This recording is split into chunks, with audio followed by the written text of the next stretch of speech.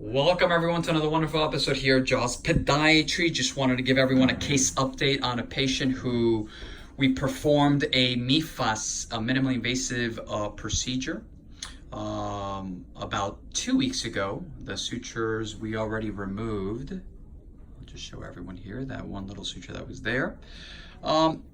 Let's go to the whiteboard before we just show everyone the toe. This patient presented again, two interdigital interdigital corns, extremely painful.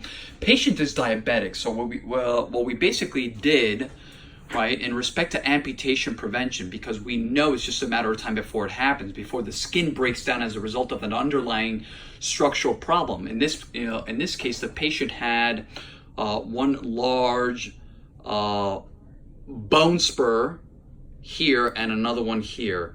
So what we basically did was we shaved all that down. Just try my best here. Okay. We shaved all that down, and then once we shaved down the structural abnormality, in this case the bone spurs, now this is gone. Even in 2 weeks, I'll show you guys. That's amputation prevention protocols. In this particular case, just like I was telling the patient, it's a matter of time before the skin breaks down.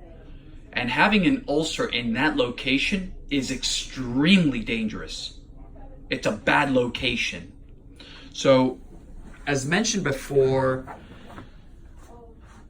I recommended that we move forward with what we call, in lay terms, a percutaneous excision. In this case, of the two bone spurs. Okay, the patient had these, and I'm going to be very, very gentle here. I want to, let me come around this way. I'll move these toes out of the way. So the patient in there, I know it's a little bit hard to see, but, let me get a better visual here. In between the fourth and the fifth, especially on the fifth, because what he had was a kissing lesion between this bone and the bone spurs over here, developed two really robust calluses corns, which were affecting his daily life activities. Am I correct? Yes. When it comes to diabetic patients, we were talking about, a little bit of the puffiness. As everyone can see, compare the fifth to the fourth.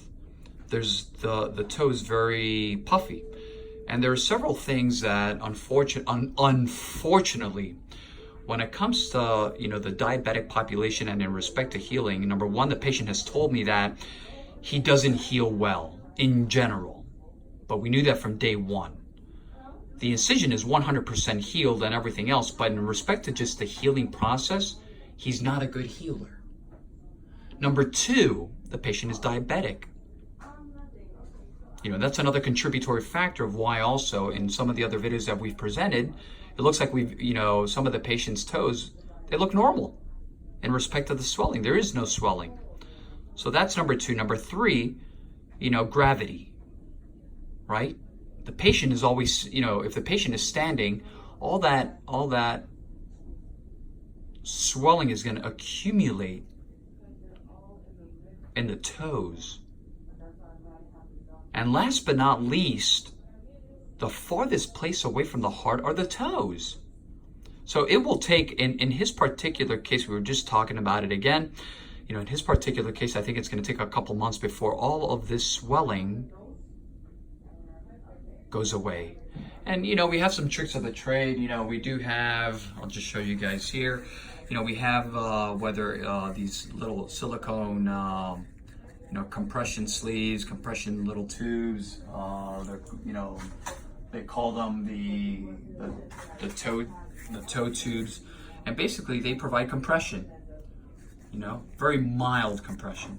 So they have silicone in the inside, and not only do we use these, you know, these little tubes not only for something like this, but even for the patients that don't have a lot of swelling, I still recommend them. But at the end of the day, the purpose of the procedure here was very, very simple. It was amputation prevention. Why wait until we have a problem? Why wait? Let's correct it now before it's too late, and that could place the toe at risk for loss. That was the purpose of the procedure, at the core.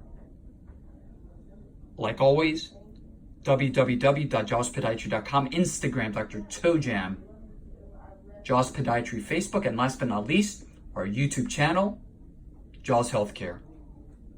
Thank you for watching.